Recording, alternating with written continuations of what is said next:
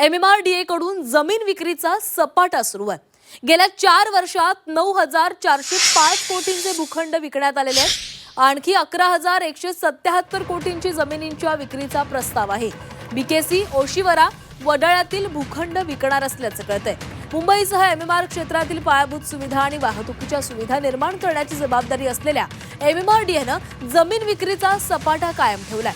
मागील 4 वर्षात तब्बल 9,405 कोटी रुपये किमतीचे मोक्याच्या ठिकाणचे भूखंड विकलेले असून आता येत्या अर्थसंकल्पीय वर्षामध्ये तब्बल 11,177 कोटी रुपये किमतीचे भूखंड विकण्याची अर्थसंकल्पात तरतूद केलेली आहे। हे भूखंड वांद्रे कुर्ला संकुल, ओशिवरा जिल्हा विकास केंद्र, वडाळा आणि चिरनेर येथील असणार आहेत। MMRDAनं नुकताच 48,000 कोटी रुपयांचा अर्थसंकल्प जाहीर केलेला आहे।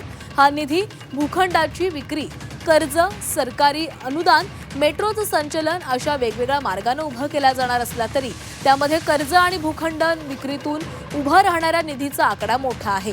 48,000 कोटींपैकी सुमारे 21-22% म्हणजेच 11,177 कोटी रुपये निधी हा जमीन भूखंड विक्रीमधून उभारला जाणार आहे।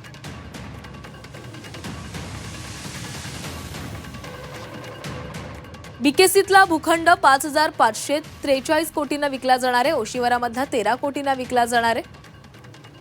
वडाळ ट्रक टर्मिनल हे 1,630 कोटींना विकलं जाणार आहे। बीकेसी मधला हे जे भूखंड आहे तर 5,534 कोटींना विकलं जाईल। कर्नाळा साई चिरनेर येथील भूखंड 4,000 कोटींना विकला जाणार आहे।